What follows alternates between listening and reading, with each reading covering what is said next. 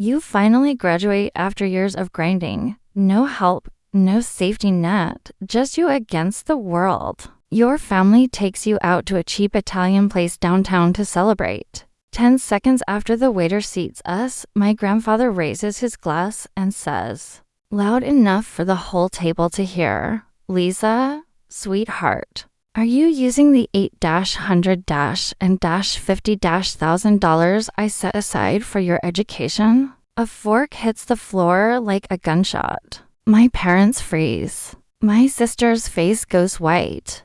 And me? I feel the room tilt so hard I almost slide out of the chair. Because I have never, ever heard about any fund. Before I tell you what happened next, drop a comment right now. Where are you watching from? And what would you do if your own parents stole your entire future without you knowing? My name is Lisa Chen, 24 years old the night everything exploded. Growing up, our house looked perfect from the street. 2 daughters, nice neighborhood, church on Sundays. But inside, there were 2 very different children. Megan, my younger sister by 3 years, was the sun. I was the shadow that carried the eclipse glasses so she could shine brighter. They never said I was less. They just never said I was enough. And silence in a family like mine is a slow-acting poison. By middle school, the rules were crystal clear. Megan failed a math test, private tutor, $120 an hour. I failed the same test, good chance to build character. Lisa, she turned 16. Used Honda Civic in the driveway with a red bow. I turned 16, a day planner, and a lecture about learning the value of $1. Every time I asked why, Mom's answer was always the same tired sigh. Money's tight right now. Honey, you understand. But somehow the money was never too tight for Megan's dance classes, Megan's braces, Megan's gap year trip to Europe that lasted 18 months. College was the final proof. I worked doubles at a campus cafe, smelling like burnt espresso and desperation, while Megan changed majors 4 times and still had her rent paid. Every time I dared ask for help with textbooks, Dad would look over his glasses and say, we wish we could do more, Lisa, but you're so independent. That's your gift. Translation, stop asking, stop needing, stop existing so loudly. There were tiny cracks I ignored for years, like the envelope with Grandpa's handwriting I found in the garage that Mom snatched away, faster than I'd ever seen her move. Or the brand new SUV Megan rolled up in, laughing that her business investment finally paid off while Mom changed the subject in record time. I swallowed every question. I told myself I was overreacting. I was wrong. The night before graduation, I heard my parents whispering in the kitchen. Dad's voice cracked. We can't keep this quiet forever. Mom hissed back. She doesn't need to know. Megan needs stability. My blood turned to ice. Who was she? What didn't I need to know? I lay awake until sunrise, heart hammering so hard I thought the neighbors could hear it. For the first time I understood. The problem wasn't that they couldn't help me. It was that they chose not to. Graduation morning felt wrong from the second I opened my eyes. Mom's smile was too wide. Dad kept checking a phone with a dead screen. Megan kept touching up lipstick that was already perfect. At the ceremony, she draped her arm around me for photos like we were best friends. Mom immediately rushed to fix Megan's hair, cooing, "You look stunning, sweetheart," on my day. I swallowed the sting.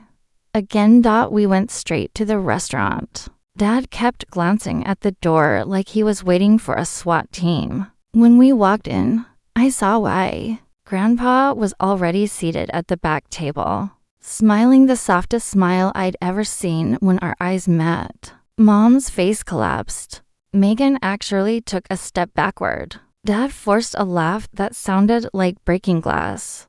The air changed so fast it gave me vertigo.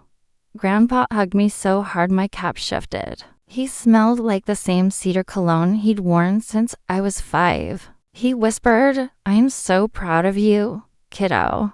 For 30 seconds, everything felt right. Then we sat down, and the temperature at that table dropped 20 degrees. Appetizers arrived. Small talk. Safe topics. Then Grandpa asked about my student loans. Casual, like he was asking about the weather.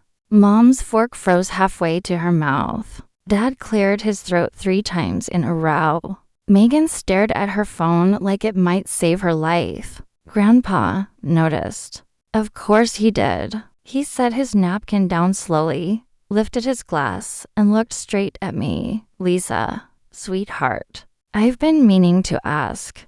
Are you using the $8-100-and-$50,000 I set aside for your education? The restaurant went dead silent. My aunt's fork slipped declaying, rolled across the plate, and hit the floor. Every head at nearby tables turned. I opened my mouth. Nothing came out. Grandpa's smile faded.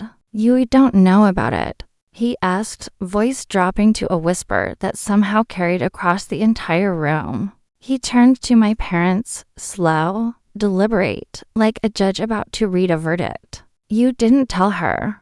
It wasn't a question. Mom started shaking her head like a broken doll. We must have forgotten. We told her years ago. You didn't, I heard myself say. My voice sounded like it belonged to someone else. Grandpa's eyes darkened. That's interesting, he said, voice now low and dangerous. Because the bank says someone has been using it. A lot. And none of the withdrawals came from Lisa. Dad choked on his water. Mom's napkin fluttered to the floor like a white flag nobody accepted. Megan's phone screen went black in her shaking hand. Grandpa leaned forward. Large withdrawals. Regular. For months. I called the bank twice. I asked for verification. And the answer was not my granddaughter. The words hit the table like a sledgehammer. Mom finally cracked. Tears streaming. We thought. Lisa didn't need it. She's always been so independent. She worked. She managed. Megan was struggling. We thought we were helping the family. Grandpa's voice cut through like a blade. You stole from your own daughter. You stole from me. And you lied to both of us. Megan slammed her palm on the table. Why does it even matter? It's still family money. Grandpa turned to her, and I swear the temperature dropped another 10 degrees. You matter, Megan, but not more than your sister, and never at the expense of her future. Dad tried one last time, voice trembling. We were going to pay it back. Eventually, Grandpa stood up so fast his chair screeched across the tile. The entire restaurant stared. You were going to hide it forever. He looked at me, eyes blazing with protective fire. Lisa, you're coming with me tomorrow morning. We're going to the bank. Then we're going to my attorney. And they, he pointed at my parents, fingers shaking with rage, are going to face every single consequence they spent years pretending didn't exist. Mom sobbed into her hands. Dad sank so low in his chair I thought he'd slide under the table. Megan glared at me like I was the villain for simply existing. I looked at each of them, and for the first time in 24 years, I didn't shrink. I said the only thing that felt true. You won't take anything else from me. Ever again.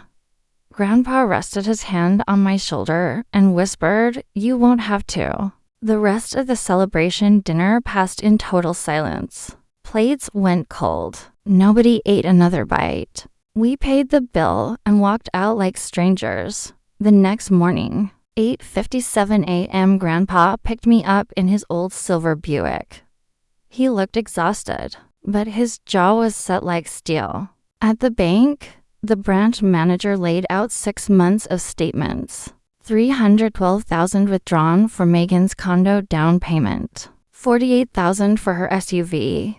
$1-100-20-7,000 in miscellaneous transfers that matched her shopping sprees. And failed business ideas. Every signature, my mother's, every justification note for Lisa's benefit. Grandpa asked for the remaining balance to be frozen immediately. Then he requested every document be printed and notarized by 2 p.m. We were in his attorney's office. The lawyer didn't flinch. He drafted demand letters for full restitution with interest. He filed reports with the state for financial exploitation of a dependent adult me until 2 weeks prior. And he set up a brand new trust in my name only. Ironclad, multi-signature. Impossible to touch without my direct approval. Grandpa transferred another $1.2 million the same day. He looked me in the eye and said, "This one they will never breathe on." That night, the calls started. Mom left 27 voicemails in 4 hours. "We didn't mean to hurt you. Megan's devastated. We can fix this as a family." Dad tried the guilt route. "Think of your mother's health." Megan went nuclear in the family group chat. "You're destroying our parents over money that was basically mine anyway." I didn't answer a single one. I changed my number 2 days later, 3 weeks after graduation. Certified letters arrived at their house. Full accounting of every stolen dollar. 90-day deadline to repay or face civil suit and possible criminal charges. Mom showed up at my apartment unannounced, mascara tracks down her cheeks, holding a casserole like it could fix grand theft. I opened the door exactly 4 inches. She tried to push past. I blocked her with my arm and said, "You have 87 days left." Then I closed the door. She stood in the hallway crying for 23 minutes. I watched through the peephole and felt nothing. They tried everything. Fake apologies, real tears, threats, Bible verses. Megan posted tearful TikToks about toxic siblings who choose money over family. The comments turned on her the second someone leaked the bank statements anonymously, of course. Their church asked them to step down from leadership roles pending resolution. Friends stopped inviting them to cookouts. The house they'd bragged about 4 years went up for sale 6 months later. $180,000 below market to move it fast. Rumor is they used the equity to start paying Grandpa back. A year later, I ran into Megan at the grocery store. She was pushing a cart with store-brand everything, hair in a messy bun. No designer bag in sight. She saw me and froze. I just nodded, polite and distant, and kept walking. She called after me, voice cracking, "Lisa, can we talk?" I didn't stop. I didn't look back. Some doors, once you close them, stay closed forever. Grandpa and I have lunch every Sunday now. He still sends cards with the same line in his shaky handwriting. "Keep going. I believe in you." Only now I know he meant it with every zero in that trust. I paid off my real student loans, bought a small condo downtown, and started a scholarship fund at my old university for first-generation students who work while studying. Every recipient gets a card with Grandpa's line on it. Full circle. People ask if I feel guilty, if blood should be thicker than money. Here's the truth I learned the hard way. Blood doesn't give anyone the right to bleed you dry. Protecting yourself isn't cruelty. It's survival. And sometimes the kindest thing you can do for the people who raised you is let them sit in the consequences they spent decades pretending wouldn't come. That's my story. If it gave you even a fraction of the peace it finally gave me, smash that like button. Drop your own family betrayal story in the comments anonymously if you need to. Subscribe and hit the bell because next week's revenge is even colder. I'll see you in the next one. Stay strong out there.